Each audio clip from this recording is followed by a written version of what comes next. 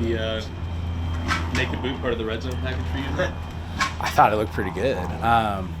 No, Clint it was third and goal from the 1, and we were running power, and that backside edge on 3rd and 1, and the low red area is probably going to collapse, and me and Clint were kind of, on the headset in the huddle. You feel like that edge is closing down, and you feel like it's tight pre-snap.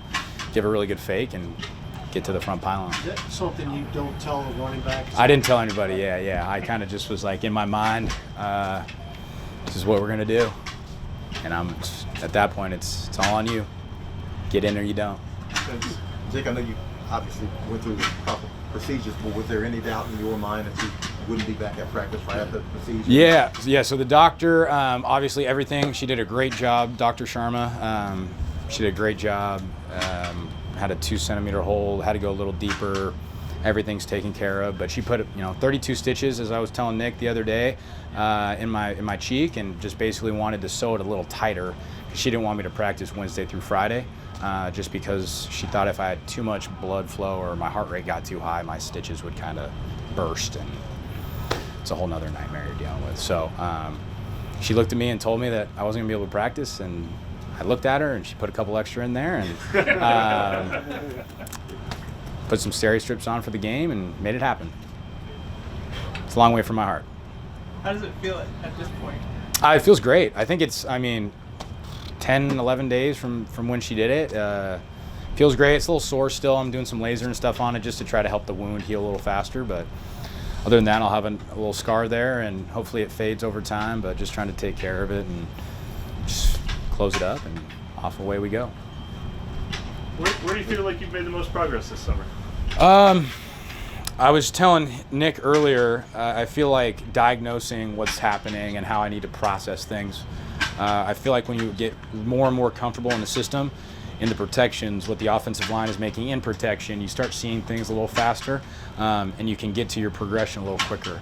I feel like the people we have down here that have been taking care of me have been really doing a good job of keeping my arm, where it needs to be.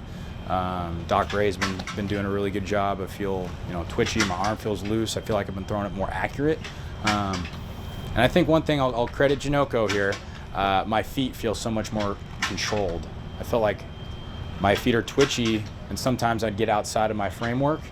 But I feel like my feet are within the progression, within the timing, within the rhythm of this offense. And when you diagnose it, you get on task faster. You're accurate. He's listen to your feet. He's a listen to your feet. He is an awesome dude. He brings great energy every single day, no matter what. And he has really pushed me on that. And I give him a ton of credit for the way he's handled it and the way he's pushed me. Sometimes you're not going to love it all the time, but that's what great coaches do. They tell you everything you need. And he's done a great job of harping it on me, and I feel like we've listened to it and we made some progress. Jake, the amount of movement that you guys do as a quarterback group in the boots and rollouts. Yeah. What do you think of that in this offense? And how does it help you? Yeah, just as far as how I feel about it. Yeah. I feel like for me that kind of fits what I do, right? Like I like to, and I think also it helps the offensive line. Changing the launch point, not having stagnant sets for them, keeping us in the A gap, the B gap, moving us outside of the pocket, quick game, firm sets, like you name it, we're doing it. And I think that really keeps a defense off balance. And I think, when we show up in the regular season, you guys will start to see more of that. I think for me, it just kind of fits what I can do as a player. I love play action pass, love getting on the perimeter. I feel like throwing on the run is my strength, and then obviously going through pure progression, especially as a young player. You go through pure progression offense, you might not always know what the picture looks like, but if you're going through a pure progression, you just throw it to the open guy. It's a little easier said than done, but it helps us process things. And then, we've obviously talked a lot about what Clint has done, teaching all the offense and harping on the details, but when you had him in your ear as a play caller, what was kind of your impression of it? Yeah, I thought he handles himself with poise. He's never too high, never too low. And the biggest thing I will say, credit to him and credit to the staff, when they showed up and when we got here in April, we've probably gone through that entire install, 6 heavy install pages or packets, probably gone through it 6 times, 7 times. So I've heard it six times by now. So I feel so comfortable, or light years ahead of where I was in the spring, and just can feel like I can go out and operate and do things at a high level.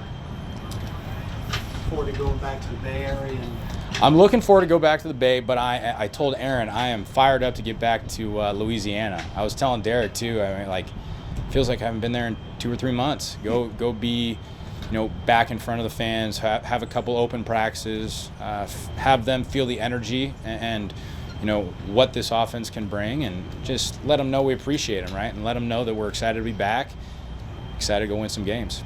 Jake, the feels like it was 118 today. Wow. Well, I went to Fresno. Fresno State is probably 110, 112. To try.